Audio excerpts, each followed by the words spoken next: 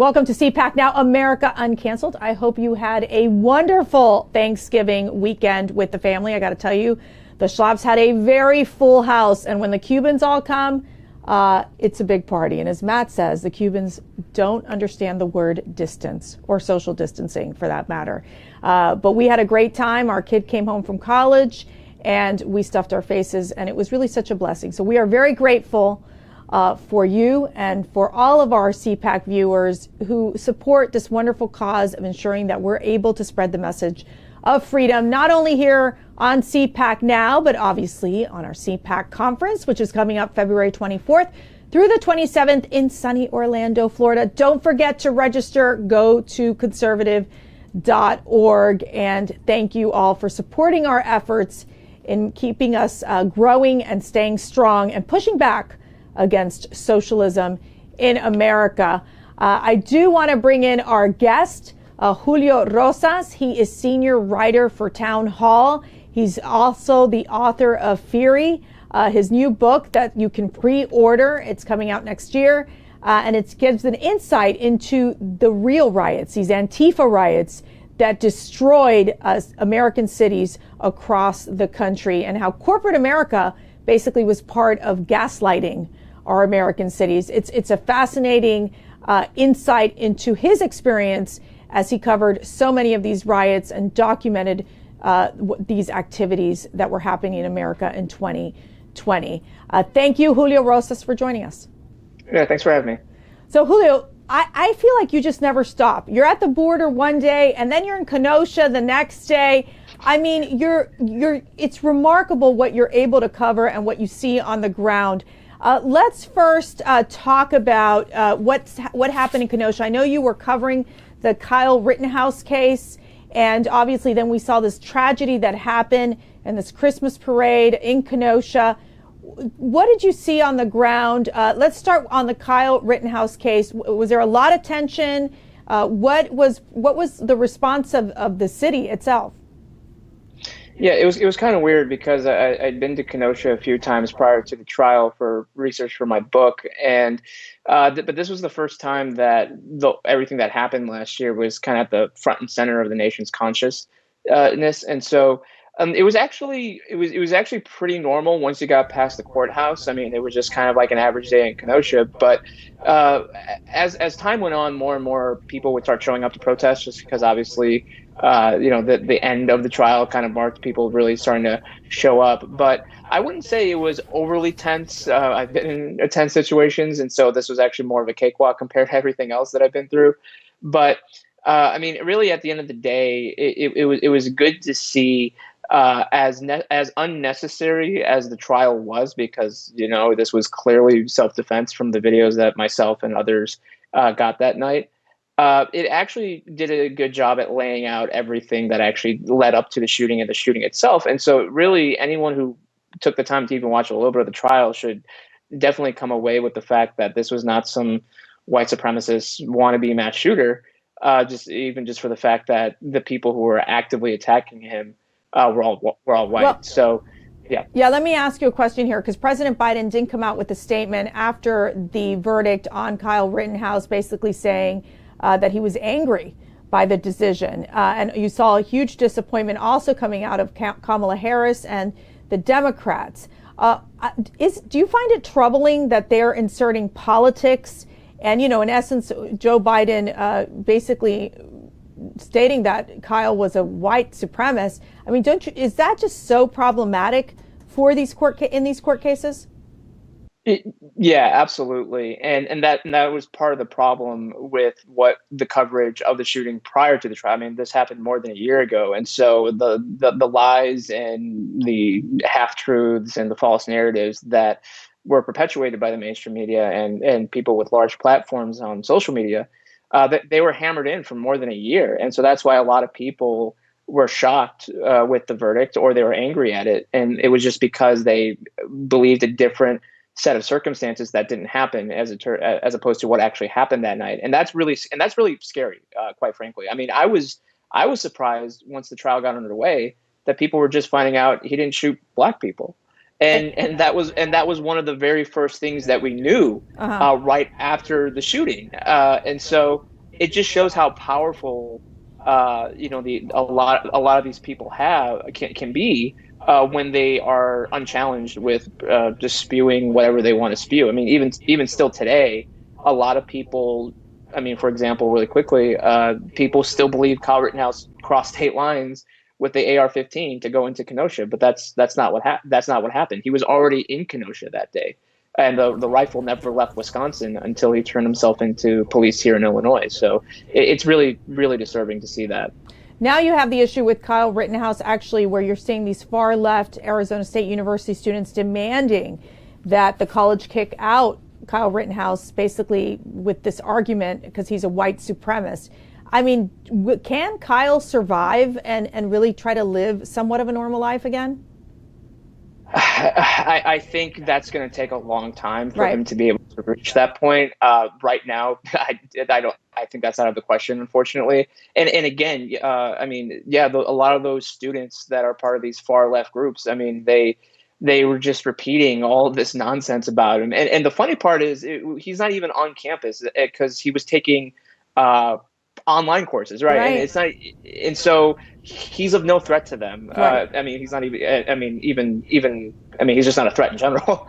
But so again, it just shows just how, quite frankly, brainwashed a lot of people are when it comes to this case. And it doesn't take a whole lot of research to know what actually happened that night. And something I've always stated from the beginning is just watch the videos, because the videos will show you that this was a clear-cut case of self-defense. Yeah, I think you bring up a good point. It was so sad is when you see the liberal media, when you see these Democrat politicians, these far-left groups trying to build this narrative of this young kid being a white supremacist. To your point, you got to look at the facts. You're innocent until proven guilty. And we do have something called due process here in the United States and in our judicial systems. I want to shift gears real quick. I want to get your reaction to Jen Psaki basically trying to defend President Biden on these travel restrictions, despite the fact that back in 2020, Joe Biden called the President Trump's travel restrictions xenophobic. Yet now he's doing the same thing in dealing with this Omicron variant. Let's play this clip real quick. Thank you, Jen. Before Joe Biden was president, he said that COVID travel restrictions on foreign countries were hysterical xenophobia and fear-mongering. So what changed? Well, I would say first, to put it in full context, Peter, what the president was critical of was the way that the former president put out, I believe, a xenophobic tweet and how he called what he called the coronavirus and who he directed it at. The president has not been critical of travel restrictions. We have put those in place ourselves. We put them in place ourselves in the spring. But no, he does not believe. He believes we should follow the advice of health and medical experts. That's exactly what he did in putting in place these restrictions over the weekend. So, Julio, let me get your reaction to this clip. Did she explain herself? Did Jen Psaki explain herself accurately here? I mean, not really, because that's kind of one of the benefits of actually not being in power, right? Because when Biden put out those statements last year, he had the benefit of not actually having to try to confront this new virus, and that was the thing. We didn't know a whole lot, and so they were using the President Trump was using the tools at his disposal, what he thought could maybe kind of slow or prevent cases from coming into the United States. But so now that the shoe's on the other foot, I mean, they painted themselves into a corner because now they have to, and it's quite interesting too, because if you actually look at this variant and what the doctors that discovered this in South Africa and the other African countries that are being affected by it so far. They actually say, number one, the cases are very mild as of right now, but also two, even the president of Malawi, he said that these restrictions are basically punishing the countries for sounding the alarm or at least raising concern about this variant. And he said that any restrictions or any approach to this new variant should be based on science and not Afrophobia. And so it's very funny to try to see themselves trying to twist themselves into pretzels to explain their hypocrisy, but I mean that's just how it is. And I think as time goes on, they're going to continually show how during the campaign they painted themselves into a corner now that they're actually in power. Now, I do want to address this issue. Mark Morgan, former ex-border official, basically talking about how these travel bans are, quote, nonsensical as the border crisis continues. So we've seen, for example, South Africans trying to come in through the border. They get in. They don't have to be tested.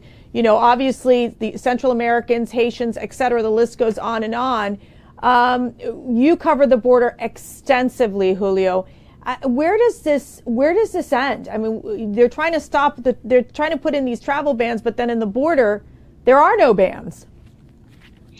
Yeah, and that's the whole thing that doesn't make sense to the current administration's approach to COVID. I mean, they want to do mandates, they want to do more travel restrictions. I mean, the land ports of entry where people can cross legally, that wasn't open until very recently, and so the border towns that rely on that economic stimulation from cross-border travel, they were suffering this whole entire time until very, very recently. And even then, it's only open to vaccinated travelers.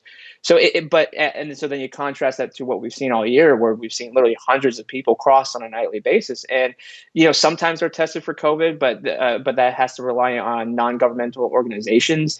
And in places like Del Rio, when we saw that giant surge in Haitians, there was no NGOs on the ground that was capable of being able to process all those people and test them. And so it's made absolutely no sense from the very beginning. And yet, so then they try to claim, well, we're taking this very seriously, and it's Republicans who are being nonchalant about it. But you can't have it. But you can't have both ways. Either we are in a very serious global pandemic, and therefore not just legal travel, but illegal traffic should also be shut down and not be incentivized, or we're not. And so it's never made sense, and it's just quite frankly mind-boggling to have seen that month after month after month, all along different parts of the border. Julio, I saw this statistics. It said during the fiscal year of 2021, there has been nearly 1.7 million migrant apprehensions at the border. The Biden administration exempted 144,000 minors from the COVID health expulsion order. So it really just becomes a big problem because they are just exempting people, getting people in, very few deportations. I mean, this is causing, I think, a huge political crisis and national security crisis at the border. Give me your 30-second answer on that and your reaction. Yeah, so basically, it's just that the border crisis extends more than just the unaccompanied minors and the family units. That's the easiest part to see. But the other part is more sinister, and it's that the cartels and the human trafficking organizations have taken advantage of Border Patrol and local law enforcement being overwhelmed. And so that's harder to see, but it's obviously a lot more devastating and a lot more serious in terms of our national security. So people who try to say, well, this is just about kids and families, it's not. It extends beyond that, and it goes further into the United States. It's about cartels, sex traffickers, and how they're profiting off these vulnerable families. I do want to talk about your book that's coming out. I cannot wait. Actually, you can pre-order it now. Is that correct? Yes. Right now you can pre-order on Amazon. Okay, it's called Fury, but mostly peaceful. I just love it. This is the 2020 riots and the gaslighting of America. Give us a quick summary of what this book is about. And obviously, we want to be talking about this book a lot more with you, Julio. The book is just basically my experience covering all the riots last year and even a little bit into this year, and just documenting what I saw firsthand. Because I mean, during the time it was very hectic, so I couldn't document and tell everything. But it's also a documentation of what other people who were at the riots or who experienced the negative effects of the riots, like in Minneapolis and Kenosha. And so, because as time went on, I really saw the need to have a physical medium to have, as not just opposed to just on the internet, but because, I mean, there's so much to it. And in fact, I mean, we're going through the editing process right now, and we've actually had to cut, unfortunately, some things I wanted to include just because there's just so much information that's out there. Right. And it's just because, unfortunately, even, I mean, today, especially when you see the mainstream media and Democrats try to talk about the riots, they really want to act like they never happened. But we're talking at a minimum $2 billion worth of damage. Right. That's we're crazy. talking over 20 people dead. So the riots were real.